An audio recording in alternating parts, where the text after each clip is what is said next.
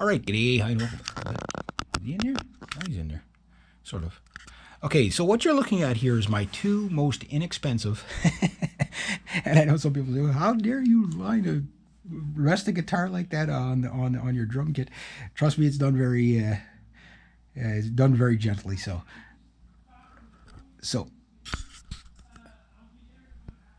oh, my dad's home. There you go. So you're looking at this instrument. I think I paid back in 2015. This was a Longham McQuaid special, where exclusive, where it's a JS32 Jackson Rhodes V JS32, but why it's a Rhodes? Yeah, there we go. I knew that was going to happen. You guys are probably laughing now, but we'll put them on the ground. Where's my slipper? I can get it under the heel. Yeah, it's safer. Okay, flying V's can be kind of flying V-ish. They might want to fly on you there. Gotta get the headstock off the ground. Okay, so anyway, I got this guitar. I think it was $400 or something like that. $399 plus tax, so under $500. But what you got was the maple fingerboard, which maple fingerboard is a top quality sounding fingerboard. It was a lot brighter when I got it, obviously. Maple neck, maple fingerboard, but it's like a poplar body.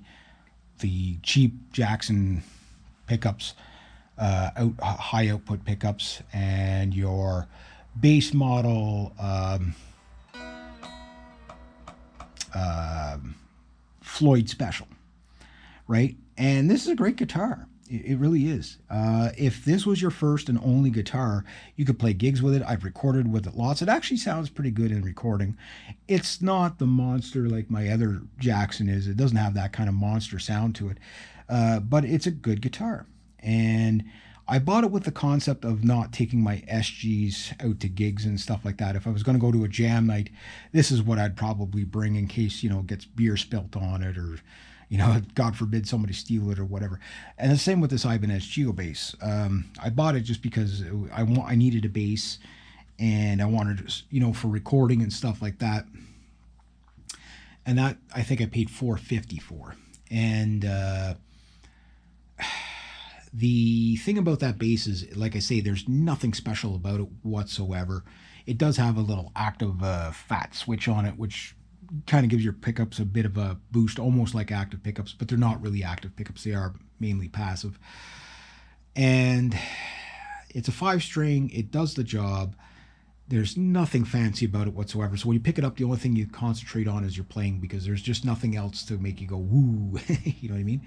And this guitar is kind of the same thing. It's a lot of fun. I laugh when I play these Flying V's because they're just such a hoot to play. The fretwork on either of these instruments is nothing spectacular. It's good. This guitar has a few frets that are not optimized. There's no dead frets, but they're like just okay. The string doesn't ring out quite as long as you would like. And the Floyd Special is, it's kind of, you can have fun with it, but it doesn't have the flutter sensitivities. There is tricks you can do, like, for example, put tape on the arm to stiffen it up a bit. And sometimes you can do the flutters that way for a little bit, and then, everything gets loose on you and you got to tighten it up again, whatever. But to have these inexpensive instruments gives you an option of not having to bring out your expensive instruments, right? The ones that you really care about. And they're also, too, if you're going to, let's say you wanted to play gigs in the wintertime and you're up in Canada like I am, you really don't want to do gigs in the wintertime. If you want to wreck your instrument, do gigs in the wintertime. So for me, it's like, no, I don't want to do that.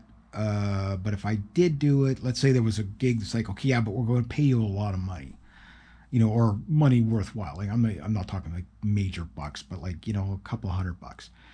Okay, I'll risk this thing for a couple of $100. I'll risk that thing for a couple of $100.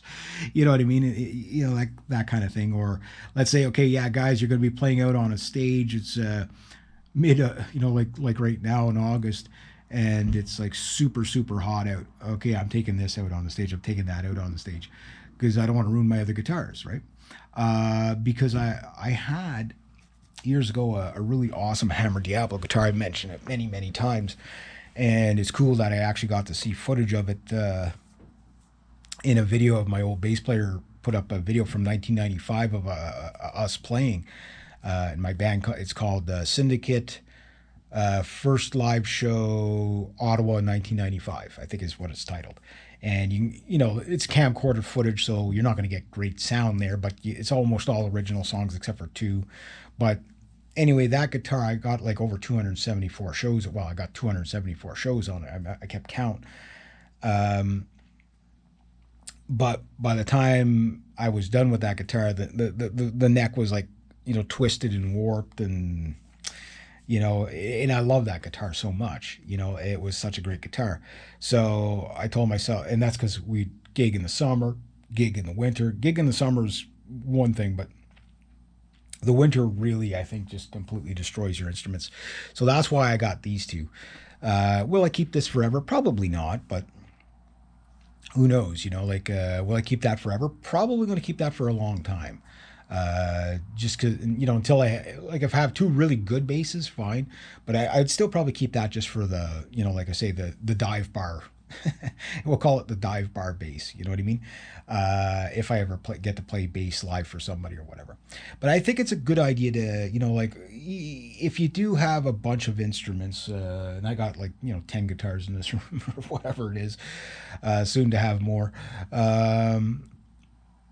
It's a good to have, you know, hang on to maybe the best of your cheap instruments, and you know, these would qualify.